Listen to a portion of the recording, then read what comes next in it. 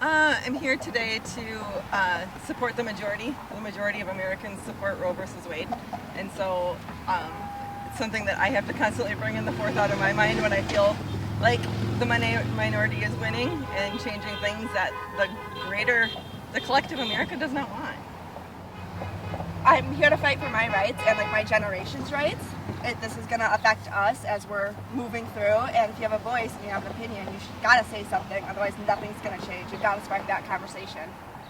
But it's always about the choice and the fact that I feel like abortion rights is like one of the founding rights that we have that show that we are equal. And I feel like taking away abortion's right, it takes away our autonomy. We're not equal anymore, and that's super important. It's insane to think that we're not equal human beings walking through the society. Where do you find strength in having a voice in this climate of civil discourse? Where do you find strength there? Myself and the women around me. I mean, there's nobody else that's going to give it to us. And when I'm down, she's my first person that I call and I rant to and I cry to and I am scared in front of. Like, I'm terrified. So I have to get that from somebody, and that's from you, and that's from the women around me, and it's honestly from myself and my own fear that I'm here and I'm fighting and saying something. I'm here because I believe so strongly that women cannot lose this right to protect our own bodies. Well, I'm a nurse, and I have been a pediatric nurse for 30 years. I currently work with children who have special health care needs, but I did newborn intensive care nursing for 10 years. And my very first patient out of nursing school was a little boy who was the product of a rape. And lived for 6 months, all very painful months. He had a tracheostomy and had multiple surgeries and was severely developmentally delayed. And I worked closely with his mother as well, and it took me 4 months of talking with her and getting her to understand that he needed her, because it was such a painful process for her to come and see him since he was the product of a rape. And he died a painful death. He never had a pleasant life, and I just think that babies and women should not have to endure this kind of pain just so we can say that we promote life, because it's not promoting life.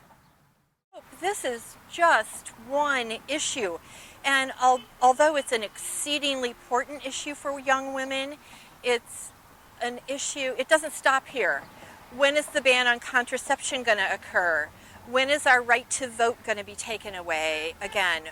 When are only white property owners going to be able to vote? And it's not just about women either. It's about people of color, of all races, of all genders. That this is just the first of many rights that could easily be taken away.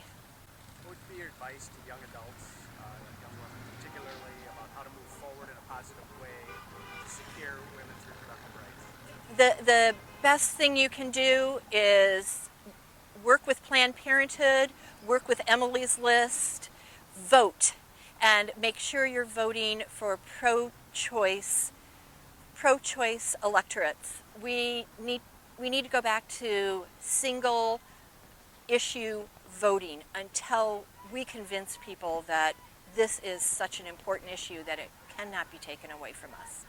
Is there anything you'd like to add that we haven't talked about? No, I just hope that those people who consider themselves pro-life understand that pro-choice is also the choice for having a baby or not, whatever circumstances work best for that woman. So, I'm here today to join in this demonstration and protest because I think it's really important that the majority get louder. You can't let the minority speak for everybody.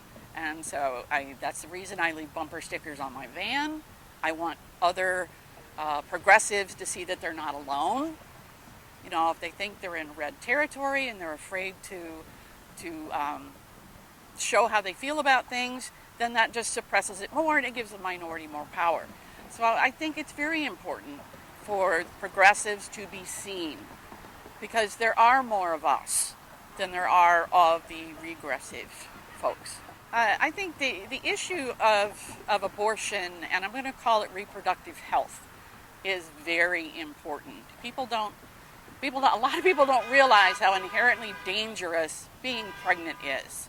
I myself have 2 children. I had a miscarriage in between them. My daughter miscarried at 35 weeks and lost my second grandchild as a result of a placenta abrupta, which she could have died from and left her husband and her daughter without their mother.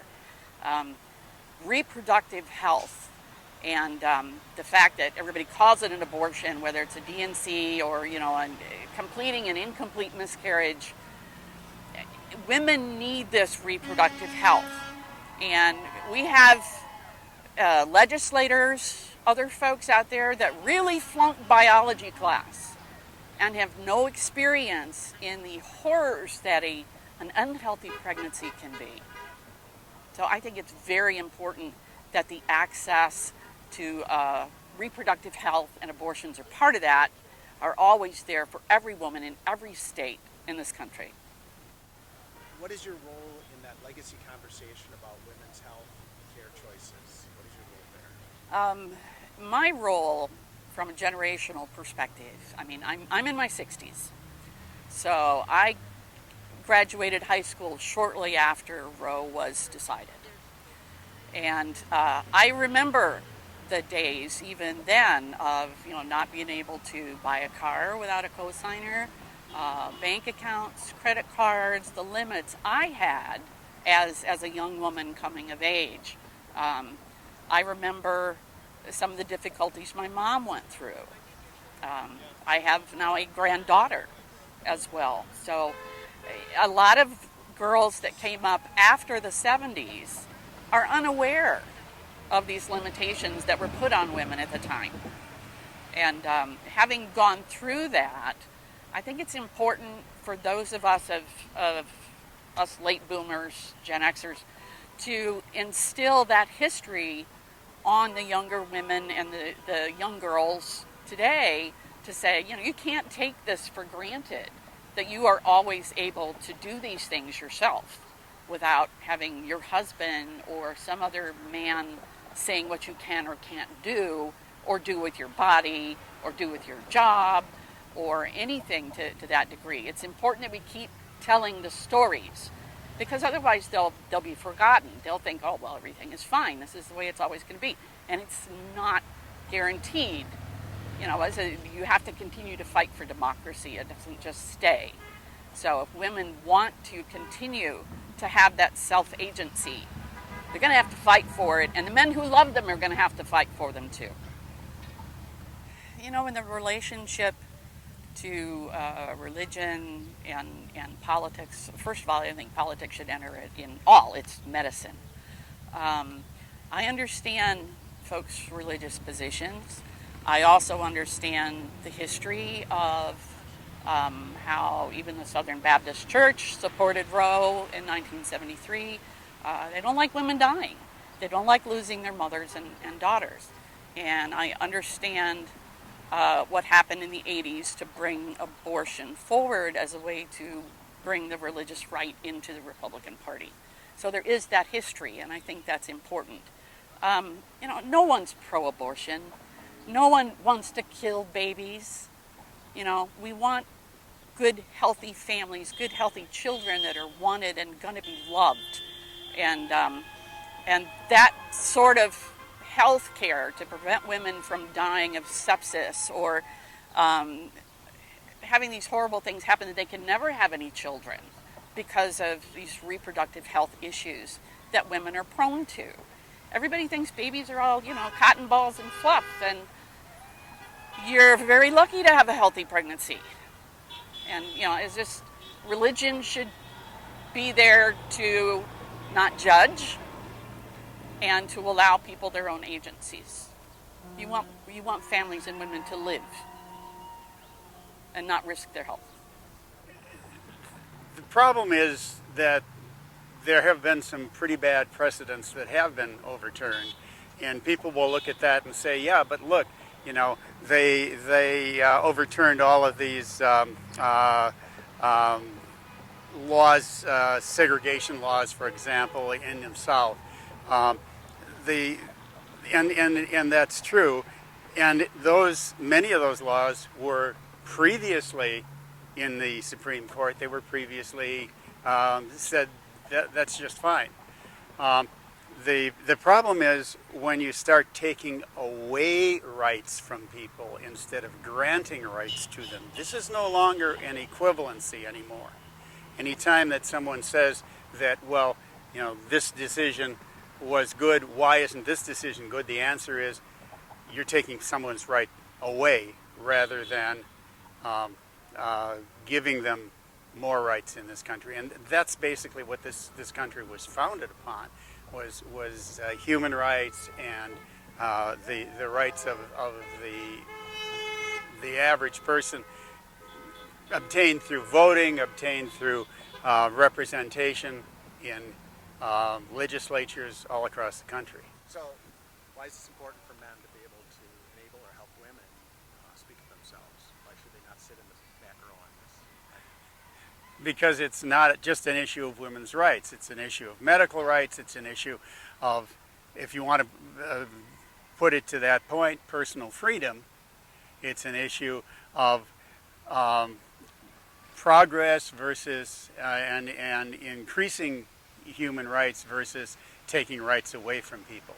Taking rights away from people is what fascists do.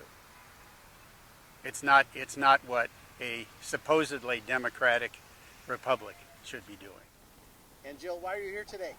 Because I believe in human rights. Why is that important? Because I have a grandbaby that I want to be able to choose her own path. And I have a daughter. I have two daughters. I want them to choose their own path. I don't want anybody to choose for them. People have forgotten what 50 years ago was like. They don't know. They didn't live through it. They didn't feel it. We have a younger generation that doesn't understand yet. And we're revisiting it because we've forgotten. When you think about your family, your mom, you, your daughter, your granddaughter, what's this legacy been like for your family and women's choice issues? My mother worked at Planned Parenthood for 30 years. She was a manager at Planned Parenthood. They offered reproductive health care as well as abortion services 1 day a week. And when things got heated up in the mid to late 80s, she lived through bomb threats, ricin scares, anthrax scares, just general intimidation tactics by people who didn't agree with reproductive rights. And I was a kid. I was 14, 15, 16. And I remember my mother coming home crying and saying that she was afraid, but she got up every day and she went to work. And she believed in what she was doing. She believed that women had the right to choose, that women had the right to fair, affordable health care. And it's not just about abortion. It's about the right to choose a method of birth control that works for you, that keeps you healthy. It's about being able to choose your own destiny. That's really what this is about. It's not, do I want to go out and kill babies? I don't want to kill babies. I love my grandbaby. I love my children. I want them to be respected as human beings. I want them to be seen, I want my girls to be seen as more than an incubator, as more than a sperm receptacle. We're women, but we're people first. And we're not being treated equally or as people. What's your advice to men who feel like they maybe don't have a voice here, or they're speaking out of turn? How can men support women who seek reproductive rights and healthcare choices? See us as human. See us as people. See us as equal. See us. Just simply see us. What's your advice to the next generation of young men and women who are coming into their own, who maybe kind of sit back and watch things happen, don't become involved? I'm excited about the next generation. I think they're wonderful. I think they're brilliant. And I think that when they come of age, I think that they're going to be a force to be reckoned with. I think they're being raised wonderfully, and I think that I want as many choices for them as possible. Is there anything we haven't talked about you want to add? Just that my opinion here today and my being here today doesn't mean that I support killing babies. That's not where I'm at. I support women being seen as people, and our reproductive health care and our health care in general as being extremely important. We are the world's caregivers. That's what we do. We care for everyone in our fold. And it's time that the laws reflect that they respect that. I can't believe we have to fight this shit again. It's very frustrating as an older mom and grandma, because for many years when my children were coming up, I, like all the rest, I was too busy to pay attention to politics. I was too busy going to work, too busy making dinner, too busy running kids to activities. Women can't afford that luxury anymore. You can't. You're going to have to get involved and be involved and show your sons and daughters this is what we have to do. You've got to do it. Don't get lost in your chores.